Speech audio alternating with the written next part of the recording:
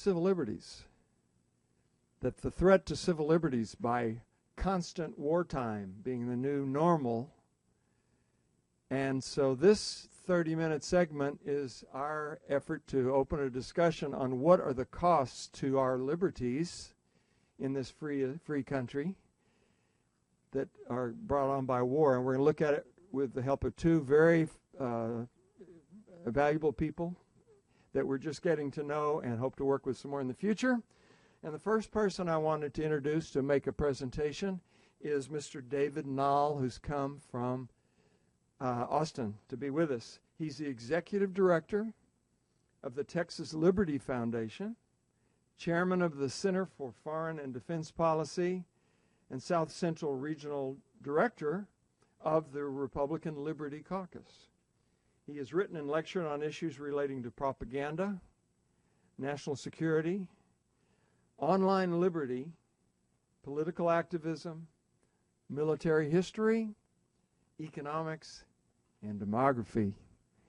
And today he's going to address some of the civil liberties issues. And so we'll start with David, and we're going to have, I'll just come on up, David, and we're going to have some words from David, and then we're going to have words from our second speaker. And in the meantime, the index cards will go around, and we're going to get questions for them both to form a panel of two for us and hash out the civil liberties issues that we're going to be looking at today. Once again, David Nalle from Austin, thank you for coming. I'll get my stuff out of your way. Let me do that. I'm sort of old-fashioned. I speak from notes, but I won't be referring to them too much. Can you hear me okay? Yeah. Doesn't come up anymore. Hi. Okay. I'm not used to speaking with a microphone at all, so anyway, I was glad to be invited here to speak on the other aspect of peace and war. We heard a lot about foreign policy and overseas problems with the military, with the United States' policies. But we haven't heard so much about what goes on here in the United States with the government treating the people as if they are an enemy, in a sense, in a time of war. In the 70s, 60s, the British government, which ruled America at the time, came up with a convenient legal fiction that the United States was outside of the regular British jurisdiction. So they could treat the people of not the United States, the colonies at that time, they could treat the people of the colonies if British legal protections didn't really apply to them. That convenient legal fiction allowed them to carry out illegal searches, allowed them to suspend rights, seize property, put people in jail without proper charges, and all sorts of abuses of power because they were saying that Americans didn't have the same rights the British people did because they didn't live in the British Isles. Well, in the modern era, in the contemporary times, a similar fiction has come up, which is the idea that people living in America have rights, but those rights don't apply in all situations. In situations especially having to do with telecommunications, with the internet, that because that's a new area of law, those same rights don't apply there. The Bill of Rights is essentially suspended as far as we're concerned. So that gives the government lots of opportunities to gather information, to seize our property, to seize our persons, and to abuse their power in totally unprecedented ways because they have this legal fiction that they have different rights, different ability to control us than they would under normal circumstances.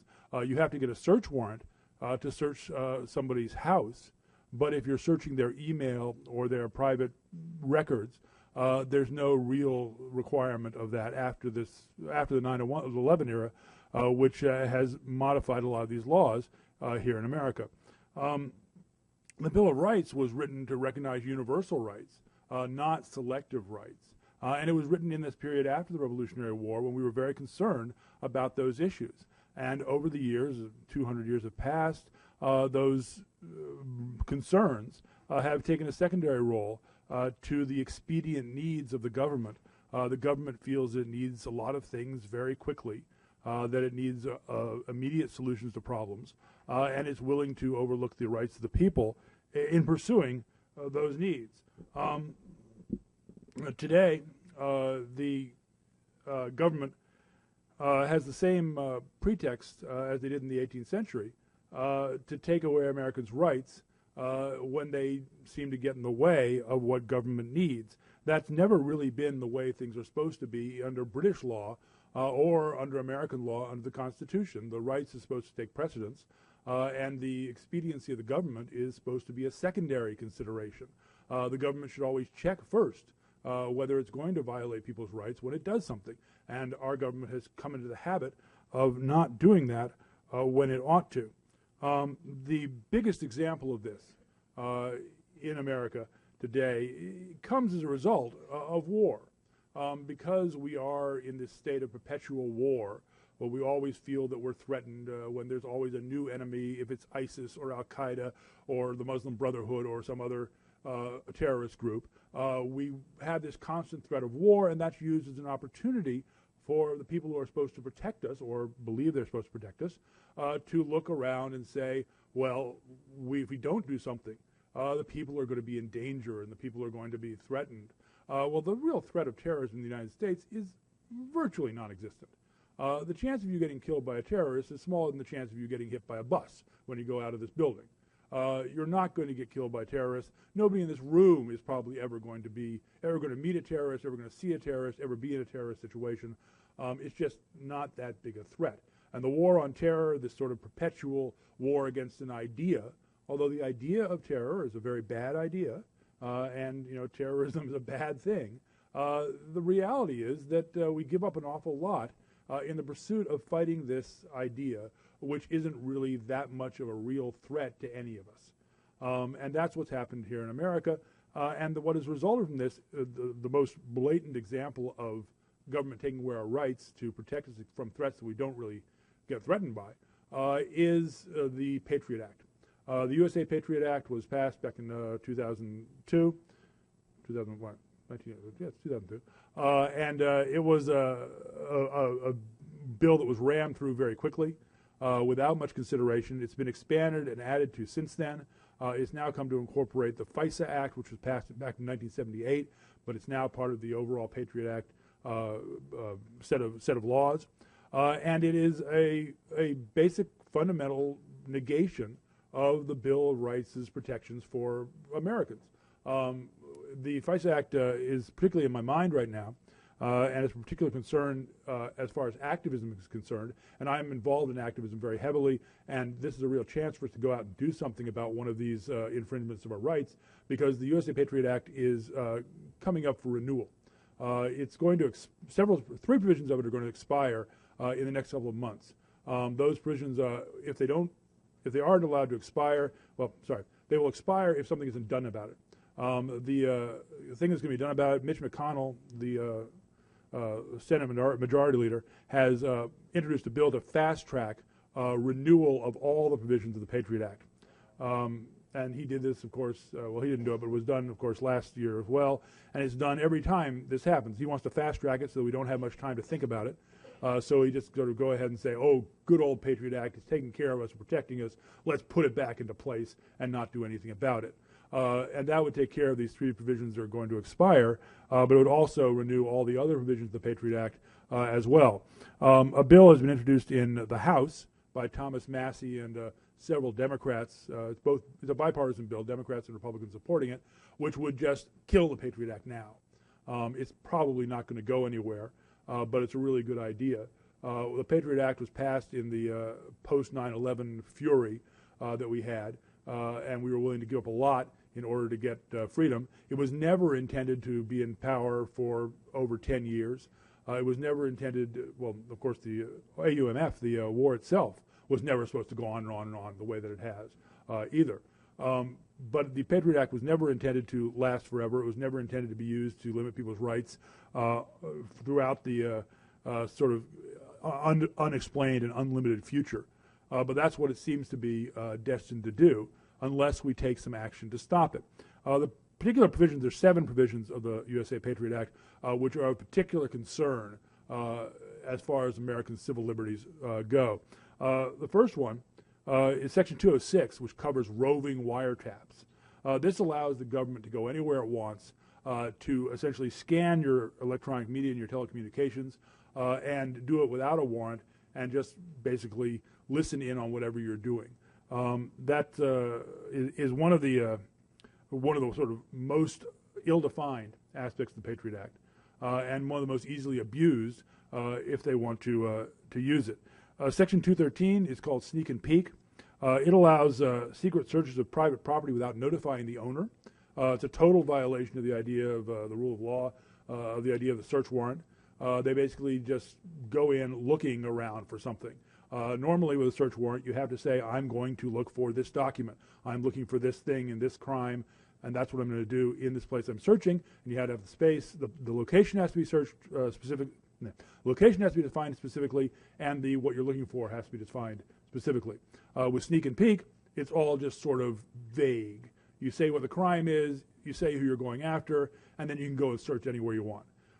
That's really outrageous, and there's really nothing we can do about it unless we get these laws repealed. Section 215, and this is one that a lot of people object to particularly, has to do with record keeping. Section 215 of the Patriot Act basically lowers the proof needed to get access to private records. That mostly these days means your computer records, and it means that you don't really have to have a warrant to go and look into somebody's computer records, their email, and their files. There are a lot of objections to this from business because it gives pretty wide open access to business records for the government, and nobody really wants the government coming in and sort of looking at how they're doing business because a lot of the stuff that we do from day to day in business we get away with, and because the government is fairly neglectful in keeping track of what we're doing.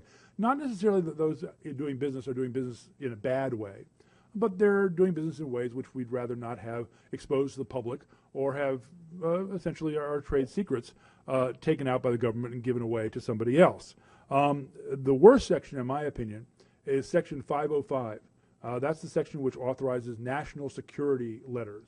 The national security letter is a search warrant, which basically has no requirements or limitations on it whatsoever. You just say, I'm going to go out and find some information about this stuff, and I'm going to search some different people, and I'm going to seize some different materials, and that's what I need to do in order to do it. And whatever I want to do, whatever I need to do to accomplish this goal is okay. There's basically a board that governs when you can get national security letters. It's all done in secret. It's because, of course, you can't reveal what you're going to do with your national security letter to the public, because then they would know what was going to happen to them. So it's all carried on in secret, and it's really very, essentially counter to the idea of all of our civil liberties that they can go out and do this. And then, of course, Section 802 expands the definition of domestic terrorism to include everybody.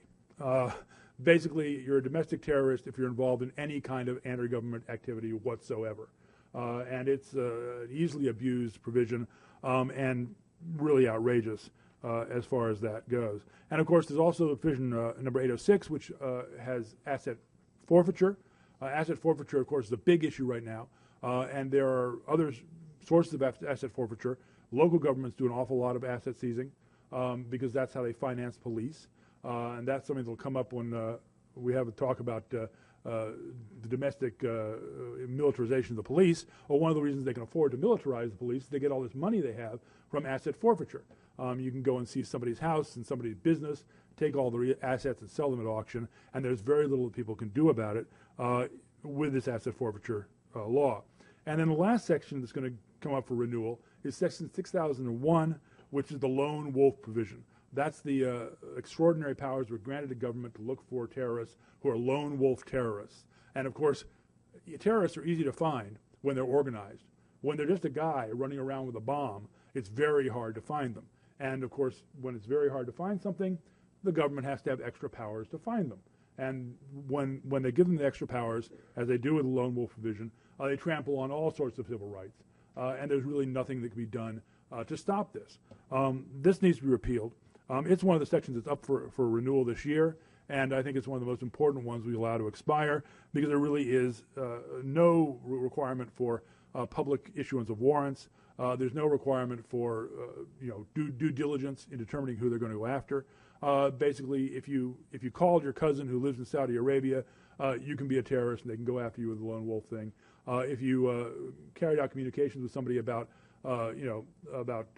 something resembling bomb-making procedures, you're immediately going to potentially be on a watch list to go after for terrorism. It's very, very, very risky and very ill-defined what they use to go after you. I'm already out of time. Wow. Huh. Well, anyway, I'll wrap it up. Since we do have the other speaker here, that's we're going to hear more about it. The USA Patriot Act and the things that go with it, the security state apparatus that's been established in this country, has really gone beyond anything that was ever conceived of by the Founding Fathers and beyond anything that's reasonable for the protection of the people. The threat that we face from terrorism and from other sources is by no means is it anywhere near to the extent that is being responded to by these provisions like the USA Patriot Act. We have way more protective security measures at the cost of our liberty than we need for the actual danger that we're in. And that's the fundamental problem that the country has today. And that's why these laws like the USA Patriot Act need to be repealed.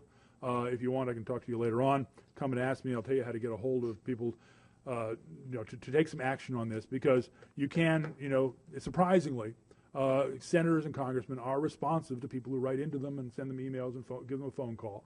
And the individual legislator is not ill-intentioned.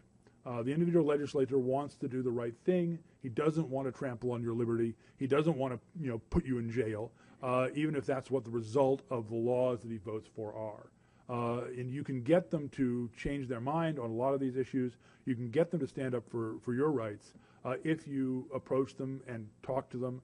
If you can get through them, or if you can get a bunch of people to write into them, you can make a real difference in how they proceed in the future. And it's time. It's more than time for this act to be repealed. So I'll stop there. Have a seat. Have a seat there. Oh. We're going to just get it. We're going to have time for a couple of questions and maybe some interaction between you two gentlemen. Thank you, David Nalle from Austin, all the way today.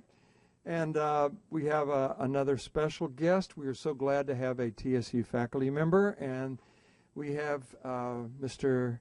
Kindaka Jahmal Sanders, who is an assistant professor of law at the TSU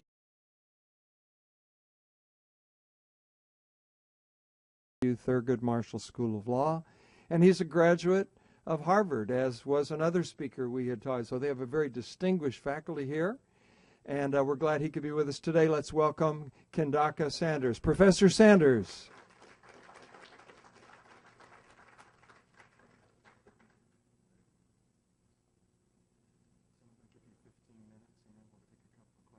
Okay, I'll try to move quickly.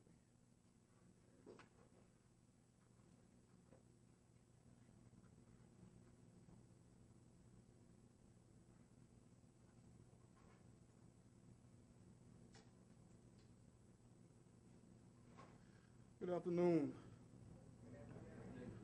Okay, guys, I want to take a slightly different approach to the question of the militarization of of local law enforcement units throughout this country. My presentation will try to discuss the connection between the disenfranchisement and social control of African American people with the militarization of the police force. Before I begin to talk about the substance of my presentation, I want to just definitionally give you guys some terms to connect with the substance of my presentation. So, militarization. Criminal justice professor Peter Kroska defines militarization as the process whereby civilian police increasingly draw from or pattern themselves around the tenets of militarism and the military model. And so when we talk about the military model, we're talking about tactics, strategies, but we also talk more importantly about weaponry. And so many law enforcement units, increasingly as time goes on, are having military-grade weapons in their cavalry. So now assault rifles and police units are very commonplace. And not just that, we also have paramilitary intelligence units occupying many police forces around the country. I want to propose to you guys that some of the most malignant purposes of the militarization of the police force include deterring political dissent. There's a famous journalist who, after the Ferguson occupation and after the Michael Brown shooting, actually said that from his vantage point, that this total militarization, this total police occupation, could have only one goal, and that was to quell political and social dissent. So we'll talk a little bit about why that is my argument today. But why is what's wrong with militarization? And I think that's the question that I think exists on a lot of people's mind. What's wrong with the police being more heavily armed? There are all these criminals out here that have weapons themselves. So the police have to be prepared to deal with the weapons that the modern day criminal have. So what's wrong with the militarization of the police? I think it almost goes back to that old adage that power corrupts. So the more power you have, arguably the more corrupt you can become. And so when we talk about military-grade weaponry, when we talk about tanks and assault rifles and things of that ilk in local communities, there are commentators who suggest that the instances of violence and abuse are related, proportionally related to the militarization, the level of militarization of the police units involved in the abuse. So it escalates the risk of violence, and it degrades the mentality of the police officer along the lines of the whole adage that power corrupts. More extensively and tangentially pointed in my opinion, but it's also very important, is that the militarization of the police force threatens individual liberties, including free speech, freedom of the press, and assembly. Trevor Tim of the Freedom of the Press Foundation essentially made this argument that the militarization tactics don't just affect protesters, but also affect those who cover the protests. It creates an environment where the police think they can disregard the law and tell reporters to stop filming despite their legal rights to do so, or fire tear gas directly at them to prevent them from doing their job. And if the rights of the journalists are being trampled upon, you can almost guarantee it's even worse for those who don't have such a platform to protect themselves. So we hear a journalist, and he is not the only one. You have journalists who are involved covering stories such as Ferguson and other places involving paramilitary units and African American communities in particular that are being oppressed themselves. And that oppression, I agree with Mr. Tim, pales in comparison to the oppression and abuse suffered by members of the minority community oftentimes. So essentially, one of my arguments, one of the facts on which my argument is based, is that the militarization of the police force is the impacts, the effects of that disproportionately affect minority communities, minority and poor communities.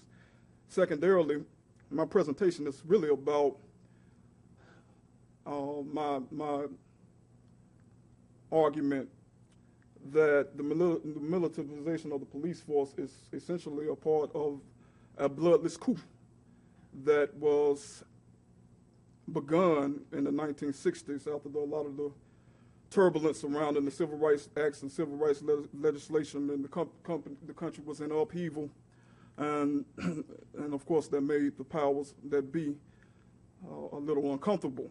And so many commentators suggest that the militarization of the police force started with the creation of SWAT teams in the late 1960s. In addition to that,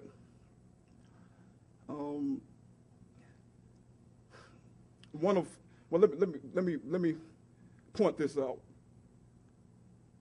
The U.S. military occupation arguably can be seen to have been to protect African Americans in the past, right? Especially during Reconstruction, where the U.S. Army occupied many places in the South to enable the African Americans to vote and to limit the effect that rogue Southern police officers who were loyal to the Confederacy and were intent on the oppression of African Americans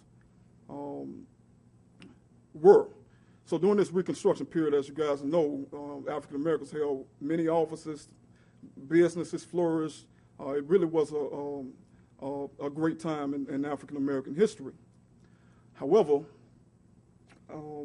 around 1878, pursuant to the post-Reconstruction, the Posse Comitatus Act, U.S. federal forces were removed from the South, and Southern law enforcement officials again began to enforce Jim Crow laws that subordinated African American people. And after the Civil Rights Act was passed, there's a famous quote that Lyndon Baines Johnson, who was a major part of the passage of the Civil Rights Act of 1965, who was a Dixiecrat and had been most of his career associated with Dixiecrats, and what he said was once he pushed this bill through, is essentially that he had lost that the Republican Party had lost the South forever, and he was probably right. He was probably right, and so at that moment, around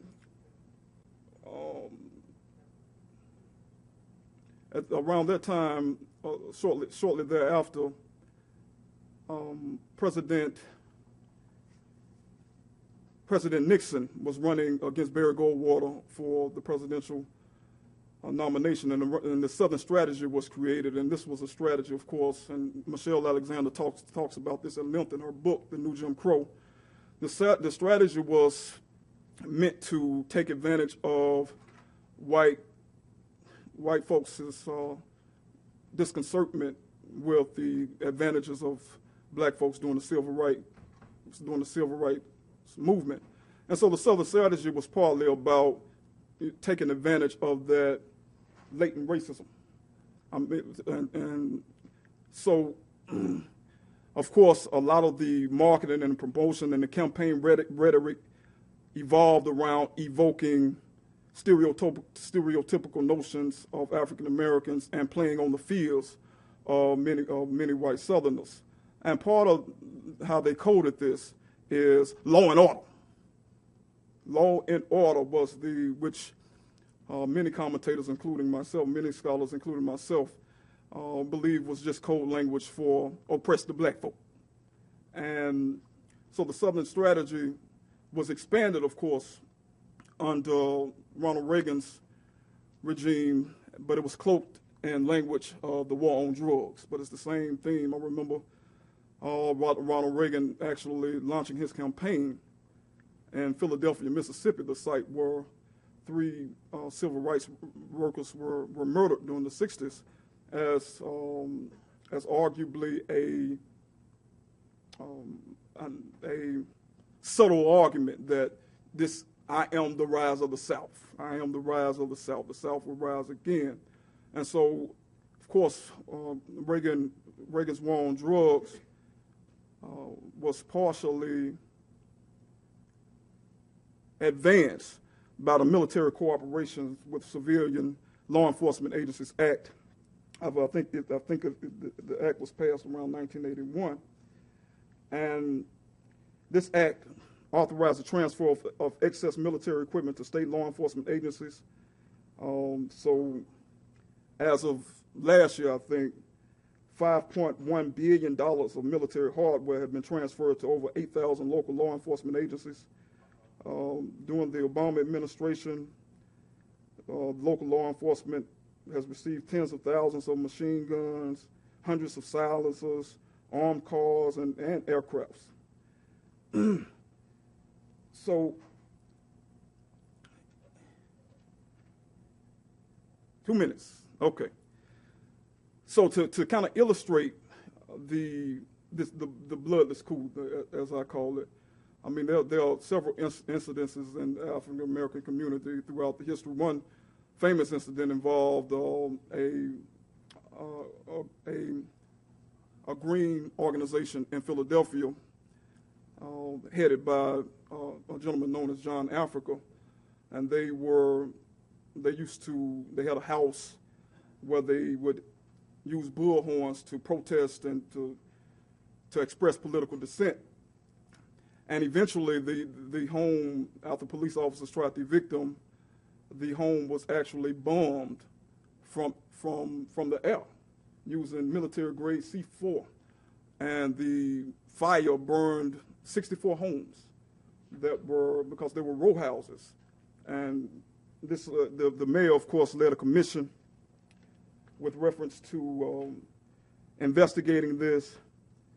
And the report found that the police response was so excessive and so clearly modeled after battlefield tactics. Oh, I'm sorry, wrong quote. So the report essentially said that dropping a bomb on an occupied row house was unconscionable. However, no officials were criminally charged at all as a result of that incident. And of course, Katrina, there were allegations that Blackwater, that the Blackwater soldiers, who were the paid merchants of war, there were accusations during Katrina that they walked around with automatic weapons and actually summarily assassinated some looters. Of course, in Occupy Wall Street, there was a large paramilitary presence, and there was almost universal acceptance amongst the press that the military tactics used were a little bit out of order. In fact, several lawsuits were won as a result of the way that the police, paramilitary forces handle the Occupy Wall Streeters. And of course, Ferguson is probably the most prominent police occupation because of its currency in the media today. And of course, as you can see from my introductory slide, that these folks they have on full riot gear and assault rifles. And the whole point and the effect of this, in my humble opinion, is to intimidate, to try to quell political dissent and try to end this movement that's attempting to address the violence committed upon a lot of Latino and African American youth at the hand of the police. Thank you.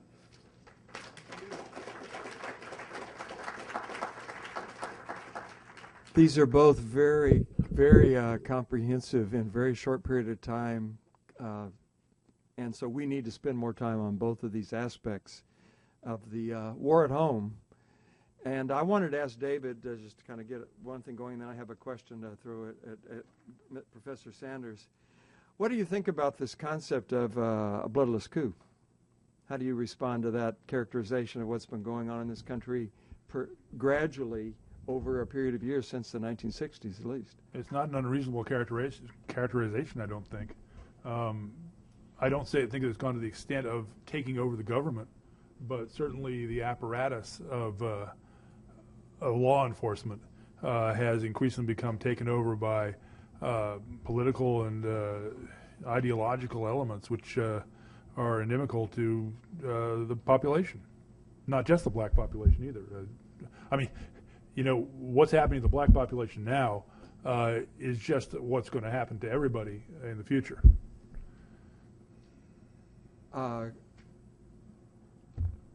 Do you think, and I'll throw this to you, Professor Sanders, do you think that the violence of the USA wars in foreign countries serves as a model to police to abuse minorities? I don't think they need a model, but I certainly think that that exacerbates the problem. I think there's a principle called social proof that psychologists use. Social psychologists use to simply say that we think if everybody's doing it, we think it's right. So that is a cornerstone premise of psychology. So the more violence we see, especially by authoritative figures, which is another principle, then of course that tends to create more. I think I'm more concerned about how the violence of the government in wars actually, I think, provide a bad example and promote violence, black on black violence in African American communities, because I think the tenets behind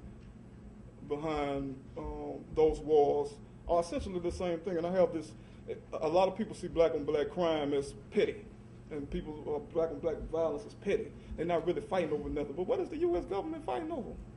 I mean, look at our history of what why we go to war. So I think my major concern is how that example, how our example of, including death penalty, how a culture of violence promoted by the highest ranking of figures in our country, how that trickles down to the population in general. I have one for you, Dave, I think, and for Professor Sanders as well. Why do we think that working for peace requires sacrificing our rights? Shouldn't we use our rights to work for peace? The UN says everyone has the right to peace. If we have to sacrifice our rights to obtain peace, doesn't that also mean that we give up our right to peace? So why do we think that we need to give up our rights? Well, I'm not sure that we do. Why do we have to sacrifice our rights to have peace? I mean, one of our rights is a right to live in a peaceful society and to live in a society which doesn't persecute us and mistreat us, regardless of our race or religion or ethnic origin or anything else. We deserve to be in a society which is respectful of all people.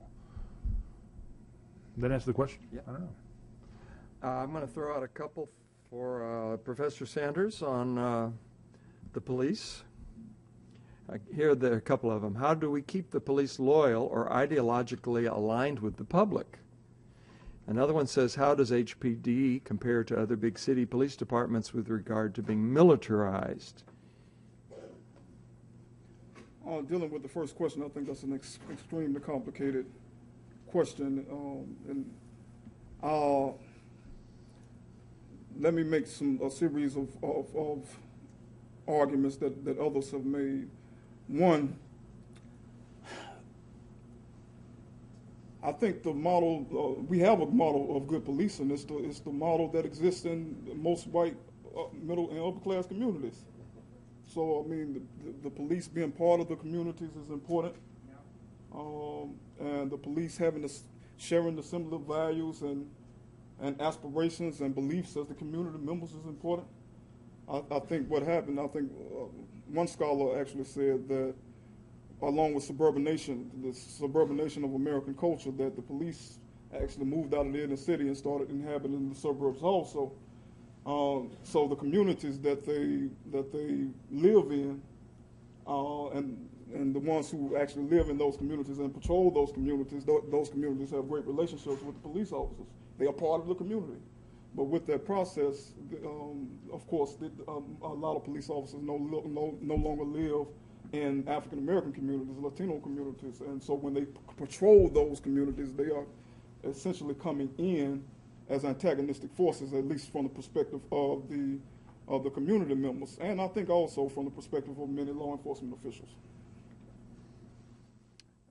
Given the public's general apathy, or at least lack of deep interest in foreign policy, could the current activism sparked by concern about domestic policing practices be used as leverage to broaden the view to look at our international policing? Or would this be co-opting a movement that addresses systematic domestic issues? So linking the international and the domestic policing issues. Either one of you gentlemen want to respond? I'll punt that one to my esteemed colleague. Okay.